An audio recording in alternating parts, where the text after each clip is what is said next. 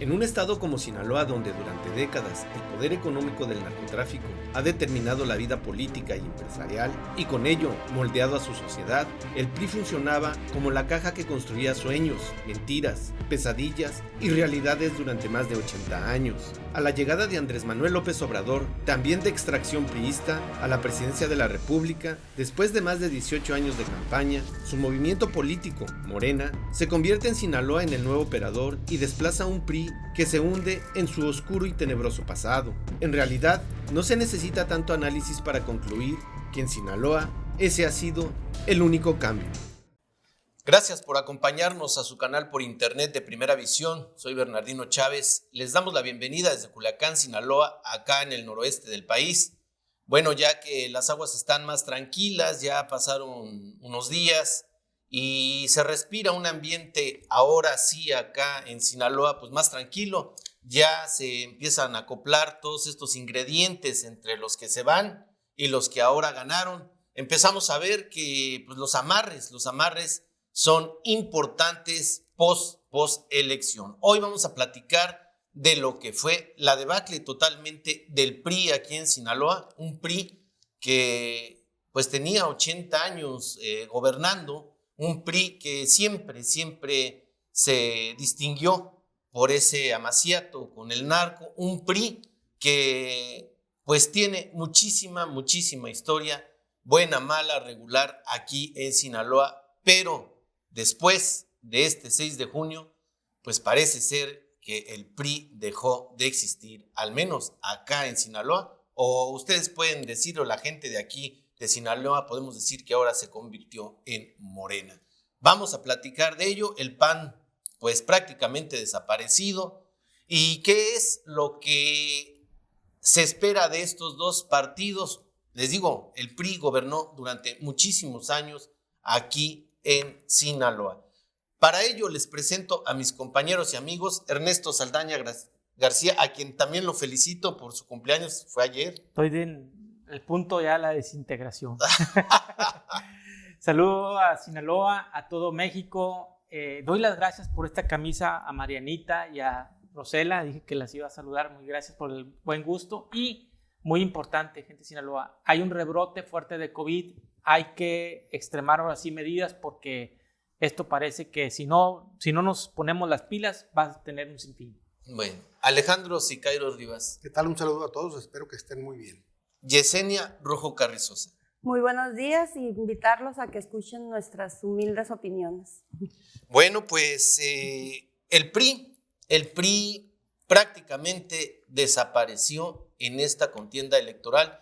Un PRI que sabemos es ese PRI de Toledo Corro, que pues tiene hasta libros en donde se explica cómo el Rancho Las Cabras pues servía de aterrizaje para aviones que traían cocaína de Sudamérica y llevaban rifles y llevaban armas a Centroamérica. Bueno, hay toda un compendio de libros en donde usted puede leer eso, el PRI de Millán, el PRI de Aguilar, todos estos personajes que pasaron acá en Sinaloa, sus gobiernos, y que se habló abiertamente de este amaciato con el narcotráfico. Bueno, pues ahora son otros los protagonistas, son otras las relaciones, y ahora quien agarró ese papel de partido dentro de estas figuras o de estas formas, pues es Morena. Morena hoy gobierna Sinaloa, no cabe duda, tampoco hay duda en por qué llegaron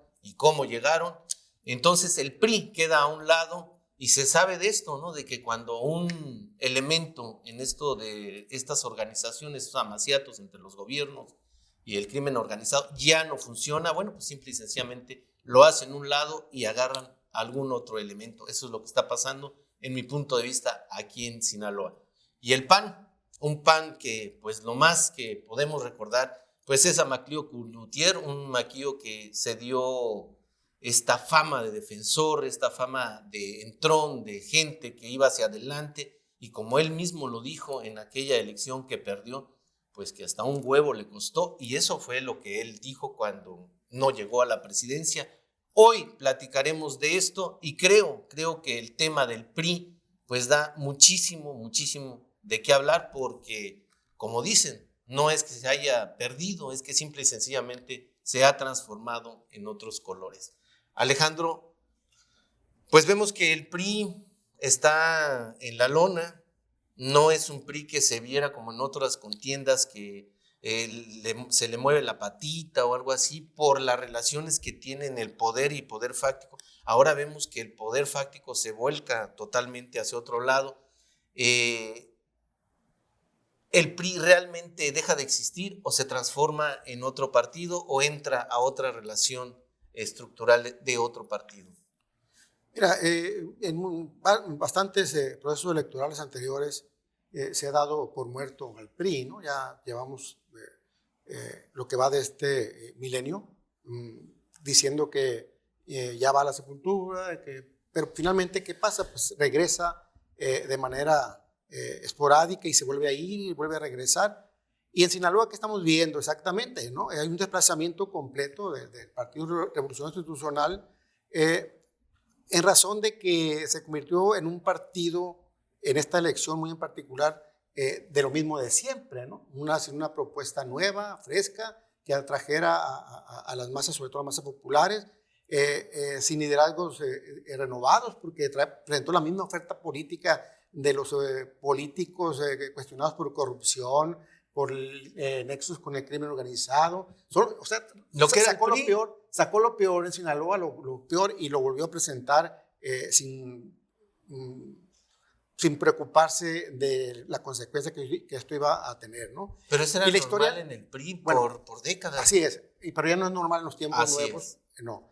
Yo creo que la historia negra del PRI sigue pesando bastante en los procesos electorales, sobre todo porque el PRI insiste en sostenerla, en mantenerla, ¿no? No cambia. Por más transformaciones que diga que sufre, por más que diga que no estaba muerto, que andaba de parranda, regresa con los mismos cuadros, regresa con las mismas propuestas, con las mismas ideas, con la misma estrategia. Entonces, así no puede. Sinaloa le dijo, así no voy contigo. Y muy abrumadoramente, ¿no? Sin embargo, pues hay que entender que el factor Andrés Manuel López Obrador, ese que todos los días en las mañaneras o que todos los días a través de los programas sociales está haciendo campaña electoral, pues volvió a triunfar, ¿no? La gente le dio un voto de confianza, no a ciegas, la gente lo reflexionó y dijo, es que con este PRI yo no puedo ir.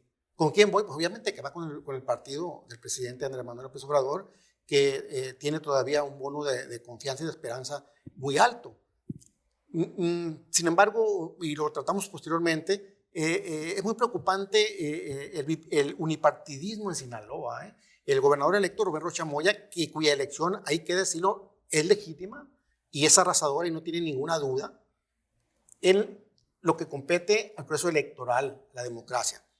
Llega con todo, va a controlar el Congreso, va a controlar el Poder Judicial, va a controlar el Poder Ejecutivo, va a controlar los municipios, entonces no va a tener ningún contrapeso.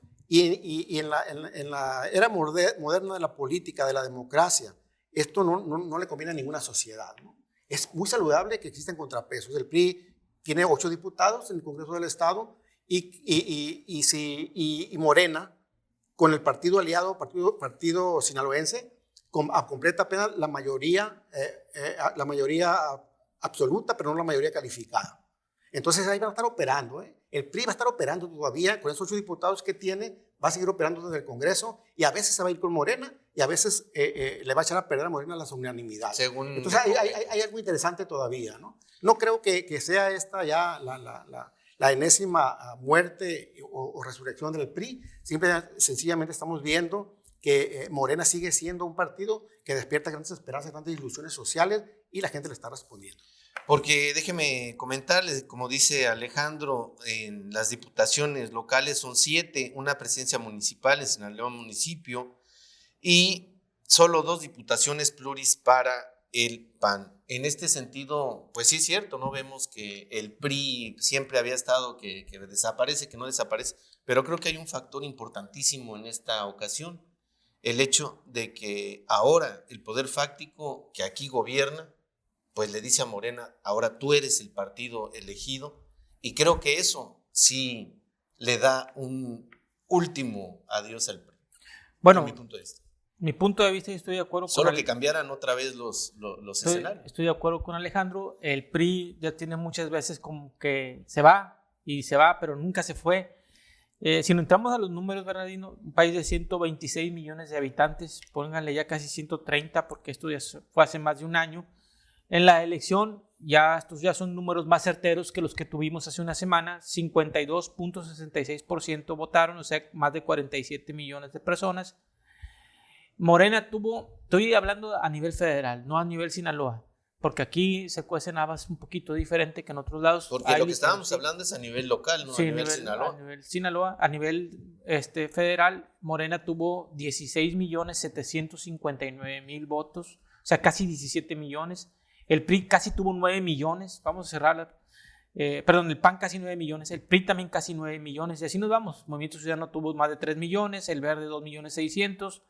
El PRD apenas se sostuvo con 1.8 millones y el PT 1.6, y desaparecen 3 partidos. El PES, que le faltaron como 100,000 votos, pero no los alcanzó. Fuerza México también desaparece con 1.200.000 votos, y Redes Sociales Progresistas, el partido del Bester Gordillo, con 868,000 votos también desaparecen. O sea, siguen siendo fuerzas a nivel federal. A nivel local estamos. Pero y a nivel local. Porque a nivel local el PAN desaparece, sí, pero a nivel federal se convierte en la segunda fuerza. Mientras a nivel federal haya respaldos, va a haber respaldos a nivel local. Sí, malo que fuera al revés, que no tuvieran con quién soportarse allá. ¿Sí? O sea, entonces tú sabes que el centro de la República, en un país que todavía es centralista, manda. Entonces, mientras Sinaloa es una situación totalmente diferente. Sí. Totalmente diferente. Totalmente diferente, pero aún incluso así. El presidente viene aquí a dar manos y a decir que él fue el que dio las órdenes para bueno, que no, es que no es totalmente diferente. No, en ese aspecto para mí sí. Discúlpame, pero no, porque muchas de las cuestiones son impuestas desde el centro de la República. Y algunas políticas generales son una región sin preguntar, y te las preguntan, te las imponen en el centro, y otras llegan los matices locales. A nivel local, sí está el PRI por por los suelos, el PAN también, tanto y tanto que renunció Jesús Valdés Palazuelos, y ahora salió con un parche, alguna operación que tuvo ahí. La octava operación que tiene ahí. Y finalmente, coincido con Alejandro, los mismos cuadros, no hubo un mea culpa, no hubo una reestructuración. Si tú te ves al PRI, al PAN, incluyendo a Morena, hay una palabra que está ausente, o 2 palabras que están ausentes con ellos: transparencia y combate a la corrupción. Pero desde ellos, desde sus mismas estructuras, desde sus mismos presupuestos, a lo que le van a ofrecer a la ciudadanía. Y hablabas ahorita, ya para darle mi tiempo a Yesenia, del poder fáctico que intervino en esta elección. Probablemente por el miedo, por los valores entendidos y por la operatividad y la amenaza y el temor que hubo aquí en el estado de Sinaloa, fue la elección más narcotizada de las 32 elecciones de los estados de la República. En ningún otro estado, probablemente en forma real o en forma, digamos, virtual, intervino el narcotráfico. Y bueno, y hay una realineación de fuerzas, porque recordemos las palabras del Chapo Guzmán: detienen a las personas, pero la operación sigue. Sí, y en ese sentido hablamos de Sinaloa como si nada más una parte se dedicara al narco y todos los demás no tuviéramos nada que ver. Cuando la economía es tan fluida en ese aspecto, yo creo que, pues sí, por todos lados se percibe esta historia del narco. En este sentido, Yesenia, el PRI, lo que yo le digo a Ernesto, la única diferencia o la gran diferencia es de que ahora ya no tiene padrino, y eso para mí es importantísimo y creo que es la diferencia. Sí, yo creo, aquí retomando lo que decía acá Alejandro, que al final es el mismo circo, y ni siquiera podemos decir que con diferentes actores. Los personajes del PRI van a buscar la manera de arroparse en el partido de Morena, que de hecho ya abiertamente algunos están buscando el apoyo. Yo veo la renuncia de Jesús Valdés como eso, como el buscar ya el cobijo del partido de Morena. Y aquí yo recordando un poquito una reunión que hubo ahí de los dirigentes del PRI cuando estaban buscando a sus candidatos, me llamó mucho la atención que la señora Paola Gárate, que ella pretendía ser candidata a presidenta, se salió de la reunión y decía ella en sus declaraciones el por qué se había salido de la reunión, que aquí la gente no entiende, nuestro partido no entiende, decía ella, que la gente ya no se deja engañar. O sea, así abiertamente alguien, una militante del PRI diciendo, necesitamos cambiar la estrategia, la gente ya no se deja engañar.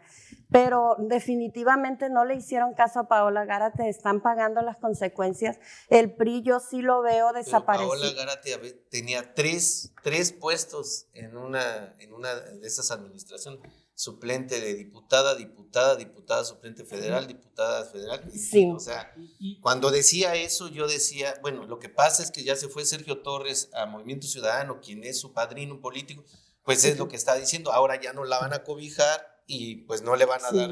Pero fíjate lo que está diciendo Yesenia. Yesenia está diciendo que en el PRI hubo imposiciones, hubo dedazos. En Morena también los hubo. No, es que totalmente. Lo que dice Yesenia yo estoy totalmente de acuerdo y lo entiendo desde el punto de vista, ¿cuál es la diferencia entre los personajes de Morena y del PRI? Es el padrino. Y en Morena son dos padrinos, el federal y el local. Entonces, ante eso, pues no creo que alguien le hubiera hecho algo en las urnas, ¿no? Eso es lo que creo, pero de las mismas formas son exactamente lo mismo, ¿no? Gente que ha delinquido, que ha robado, que ha hecho esto abiertamente. Entonces, creo que eso queda claro, ¿no? Nada más están cambiando de partido. Y aquí lo preocupante es quién está pagando las consecuencias. O sea, yo no veo acá en la nueva administración, no veo estrategias en temas específicos. Por ejemplo, en lo que a mí me ha dolido mucho siempre en el tema de violencia de género. Yo veo el pago de cuotas en lo que sigue. Yo ya me imagino quiénes van a estar dirigiendo los institutos estos que deben proteger a las mujeres. Y es algo que a mí y a muchas mujeres seguramente nos indigna tan fuerte, porque igual traigo los sentimientos encontrados porque el día sábado asesinaron a una mujer en su casa, su expareja le dio 2 balazos por la espalda. Entonces yo me pongo a pensar, ¿quién está hablando de eso ahorita? ¿Qué institución que protege a las mujeres salió a hablar de ese tema? Y esto es lo preocupante y se ha normalizado eso de no hacer ningún tipo de declaraciones de las instituciones que se dedican a defender a la mujer. Sí, ¿y qué es lo que pasa? Que el nuevo gobernador seguramente en estas instituciones que son muy importantes para el estado de Sinaloa va a pagar cuotas políticas y nos va a poner ahí a una representante que se va a dedicar a lo que se han dedicado todas, a pasarelas, como si fueran pasarelas, el vestirse bien, porque no tienen ni un poco de conocimiento de una estrategia para detener esto que en Sinaloa está creciendo alarmantemente, así es. O sea, llegar al grado de que la expareja de una mujer la mate en su domicilio y por la espalda balazos. Y no es la primera vez. Y no es la primera. Ha sucedido constantemente. Y aquí la pregunta sería, ¿qué falló? ¿La prevención o esta mujer ya tenía una denuncia?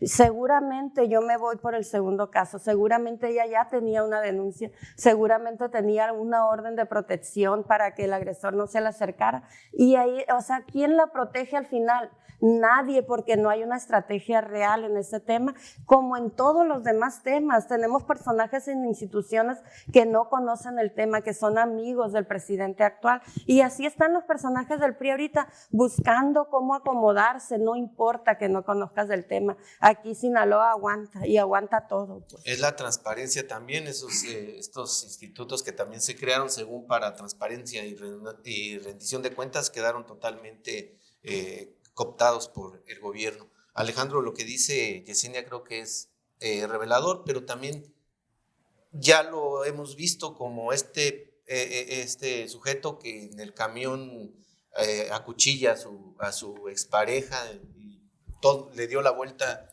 pues, prácticamente a México y al mundo. Sí, mira, yo quiero rescatar cosas valiosas que han dicho los compañeros, como dice Ernesto, exactamente, yo lo veo así.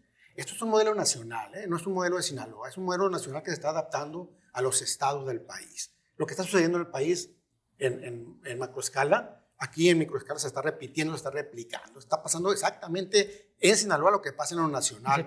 Y nos podemos ir punto por punto y pasa, se está repitiendo, ¿no? Otra, quiero rescatar yo que esa parte ciudadana que sí salió a votar y en un proceso democrático. No todo fue en narcoelección, hay que destacarlo. 600,000 votos, el narco no tiene 600,000 votos.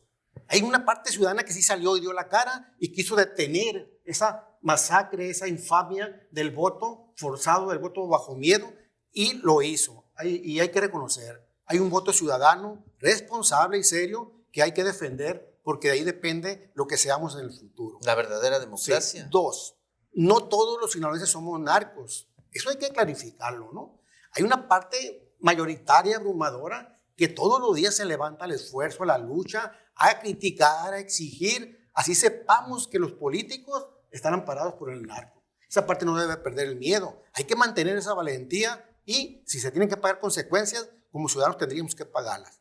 Otro, lo que maneja Yesenia es muy cierto, ¿no?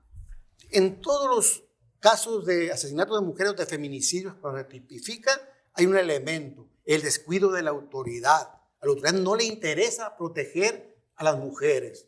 Y a pesar de que la persona amenazada va a interponer una denuncia, el Estado debe en ese momento de abrigarla, de protegerla, de arroparla para que no ocurra el hecho trágico. Y no lo hacen. Que porque no hay policía, que porque pasa mucho en Sinaloa, que porque usted puede ser mentira, a lo mejor es un pleito de familias, y porque no hay voluntad política están del Estado. en el narco. No hay voluntad política del Estado ni a nivel federal ni a nivel local. Lo están viendo como algo normal, como algo que tal vez hasta legítimo están viendo ya. Y esto es decir, ya es decir mucho. Entonces, lo que yo creo es que Rocha Moya ya no es candidato, es gobernador electo. Y ya como el último reducto de la esperanza tenemos que darle el beneficio de la duda. Él debe de empezar a plantear de aquí para adelante sus políticas públicas y cómo nos va a responder a los sinaloenses.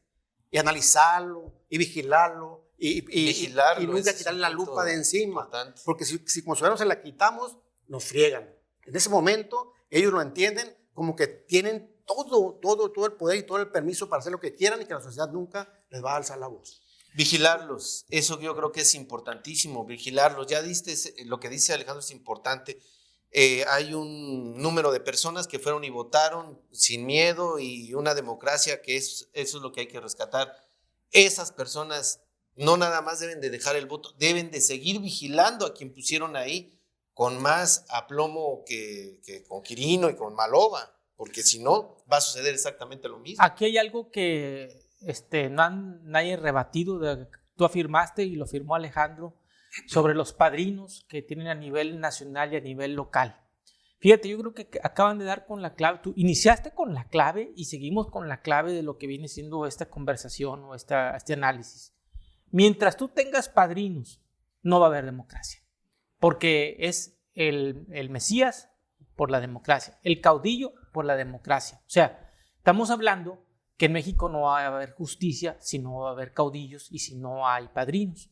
Entonces, ¿dónde va a estar el ciudadano? Acaba de decir Alejandro, coincido con él, no todos somos narcos en Sinaloa, no todos votamos cooptados en Sinaloa, pero a final de cuentas, ¿quiénes son los que toman las decisiones y quiénes son los que mangonean el poder? Esos padrinos. Te has puesto de acuerdo. El poder es la economía. En un mundo tan globalizado, el dinero es lo que manda, ¿no? Entonces, si Sinaloa se maneja con dinero del narco, pues yo no me dedico al narco, pero el dinero del narco es lo que hace que Sinaloa funcione. Entonces, mientras no entendamos como sociedad eso, pues sí vamos a decir, es que yo no soy narco, no, pero nada más que hay sociedades donde han puesto el Estado de Derecho por encima del mandamiento del dinero. Y vas a decir, ¿me estás hablando de los países nórdicos? Sí, te estoy hablando de los países nórdicos. ¿Me estás hablando de los tigres asiáticos de Singapur, de Hong Kong, de Taiwán? Sí, te estoy hablando de eso. ¿Me estás hablando de los países europeos? Bueno, sí. Entonces, hay ese poder fáctico que es el dinero, hasta donde la ley se lo permite. Aquí el dinero fluye para todos lados, por encima de la ley y el dinero sucio también. Y ese poder fáctico, que es el otro padrino que tú dices, está por encima del ordenamiento legal. Entonces la pregunta es, ¿hay una transformación en realidad o no? Porque tú le puedes dar, por ejemplo, a la base morenista una serie de razonamientos críticos, decir, pues realmente Morena no es Morena, realmente es Primorena o Primor, porque ahí está Vargas Landeros, porque ahí está el Diablo Higuera, porque ahí va a venir una serie de personas, Ferreiro. Estrada Ferreiro, hablando de las cabras y de Toledo Coro, que él era el subprocurador, que se la pega de personas de izquierda, pero que en realidad en sus formas y en sus operaciones son todo, huele totalmente a PRI. Entonces dices tú, finalmente, ¿en dónde está el verdadero transformación y el verdadero cambio? ¿Quién ganó? ¿Ganó Morena? ¿O ganó la izquierda progresista? ¿O ganó la izquierda tradicional? ¿O ganaron los obradoristas? ¿O ganaron los de la cuarta T? ¿Quiénes ganó? ¿O hay fronteras entre ellos y el PRI? ¿O hay fronteras entre ellos y el PAN?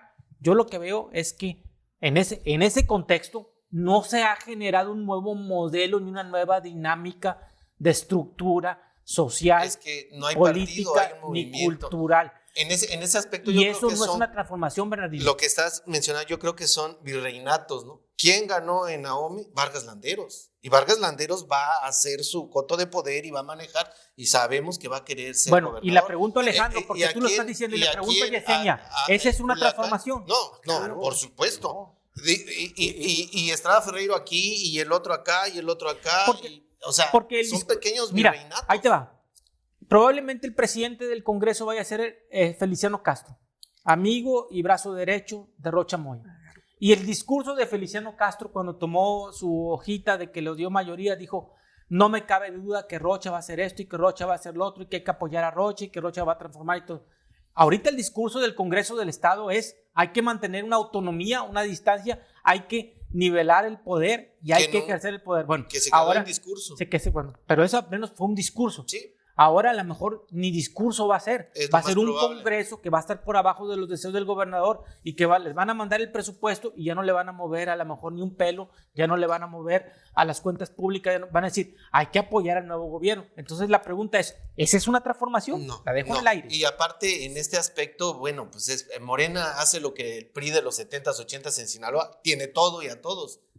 ¿Cómo interpretas tú esto que acaba de decir? Sí. Y también Sí, yo creo, retomando lo que decían, que aquí definitivamente transformación no existe. Tampoco Rocha Moya a mí se me hace difícil darle un voto de confianza mientras tenga a un lado a Cuen, por ejemplo, porque es cierto, en la campaña pues era un movimiento que se fusionó, pues, pero ahorita, o sea, ya ha salido a dar declaraciones con Cuen a un lado, con personajes del PRI a un lado. No podemos estar hablando de una transformación. Lo veíamos desde la campaña. No podemos estar hablando de una transformación si ni siquiera traes unas propuestas que vayan a hacer una mejoría en la sociedad. Esto es un circo al que la sociedad ya se acostumbró. Ya estamos acostumbrados a que nos utilicen en la campaña. Ahorita lo que viene es la decepción de quienes trabajaron realmente en una campaña, porque difícilmente a los que estuvieron haciendo el trabajo se les va a cumplir. Aquí no hay para tantos. No hay. Van a pagar cuotas políticas. A mí, yo no he logrado darle una lectura a lo que acaba de pasar el día 10 de junio. Antes de las elecciones, los diputados aprobaron una ley para beneficio de policías jubilados y de viudas, que lo decía la líder de los policías, no lo puedo creer, o sea, es mucha belleza para que sea realidad. Muchísimos beneficios, entre ellos el tener ya la pensión al 100%, y en el caso de los jubilados, que ya pudieran tener el aumento igual que a los activos. ¿Y qué pasó? Que Quirino el 10 de junio la vetó. Entonces, ¿qué pasó en esta situación? Que fue un acuerdo entre ellos para obtener más votos en Morena. O sea, te aviento esta iniciativa, la aprobamos y nos ponemos de acuerdo para que la veten desde el gobernador. Entonces, ¿qué está pasando? Que que están trabajando en conjunto, porque no hay PRI, no hay Morena, es todo lo mismo, pues. Entonces, en la sociedad es lo que vamos a hacer ahorita, pagar las consecuencias de irnos a votar por una marca y no votar por la persona, porque, como le decía anteriormente, ¿quién en su sano juicio votaría por un personaje como Estrada Ferreiro, como Vargas Landeros? Entonces, lo que sigue ahorita es decepción tras decepción, y lo peor Como punto de vista final, por favor, Yesenia. Sí, lo peor es que hay que pagar en este tiempo de transición en el que a nadie le importa. El que está ahorita dice yo ya me voy, y el que venga en teoría no manda, pues. Entonces eso es lo que estamos pagando, y pues seguiremos pagando. ¿Cuánto tiempo? ¿Quién sabe? Brevemente. Estamos atrapados en nuestros propios demonios. No hemos generado un nuevo modelo social ni un nuevo modelo político como lo han generado en otros países. El éxito temporal que hay ahorita, electoral, no quiere decir que se haya cambiado de cultura. Seguimos embebidos en la precultura de la simulación, de depender de Mesías, de la adulación a la personalidad, de padrinos, como tú dices, de una economía y de un poder fáctico por debajo que también incide, no totalmente, pero incide. Y mientras estemos nosotros rehenes de esas formas y de esos poderes fácticos, no va a haber el crecimiento que han tenido en otras sociedades de este pequeño planeta.